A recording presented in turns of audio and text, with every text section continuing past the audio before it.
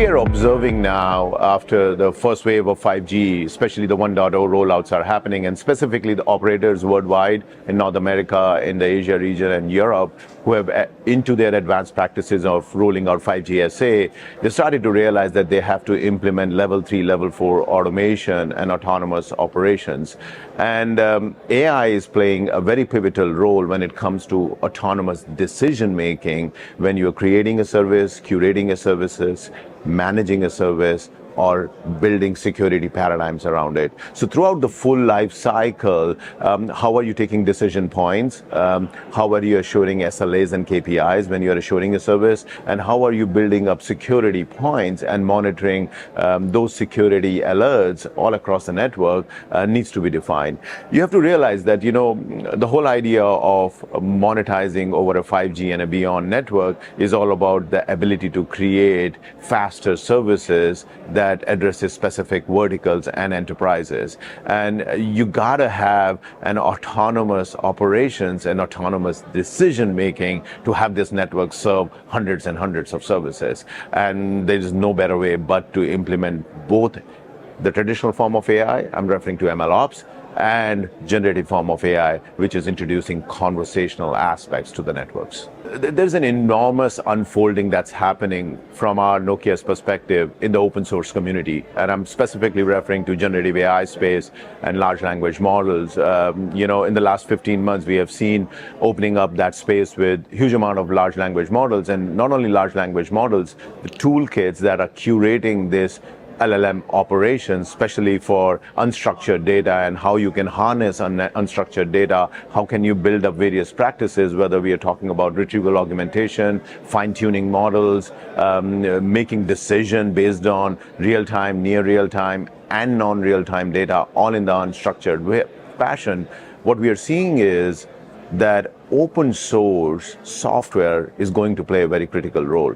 And, there are two parts to it. A, you're tapping into what's happening outside in the world when it comes to innovation in each parts of the pieces for large language models communities, but also it's all about watching the cost per bit, or if I make a call this time, cost per token. When you are ingesting data and making decisions out, you got to be aware of that. The other aspect that for us in our industry is we got to be watchful about data regulations, privacy, security, and we believe that on-prem hybrid models will also play quite a bit of decisive role, which means that open source and open source software stacks will play quite a decisive role in the telco space. And that's what we are seeing in the early phase of rollouts. The Sense, Think, Act, and we thought that's the most simplest form and ways we can build up an AI stack over an emerging cloud-based or a cloud-native based network. And sensing essentially is referring to observability aspects, where you are able to observe the network from all parts and pieces. And I'm talking about the access network, the transport network, and also the core network. And how do you smartly build when many of these workloads and applications are sitting on cloud? How do you build up observability aspect to it? So that's one key piece of sensing.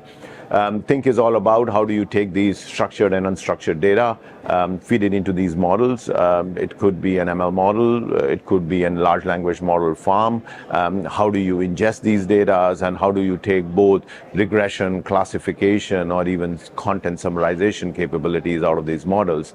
While you build these two models, the ACT layer is where a lot of autonomous operation and autonomous decision making that's happening. And you have to almost think like we are talking about autonomous decision making in various subcategories. You could be assuring a service, you could be providing security paradigm to a service, or you could be taking decision making like network workload placements, automatic traffic steering. We are talking about content synthesis with troubleshooting, ticket care handlings. So start thinking about, we believe there is going to be an era of communication, autonomous agents that will be on this ACT layer, sitting on top of these two layers, and actually helping, assisting the way the networks are built, operated, and cared in the future.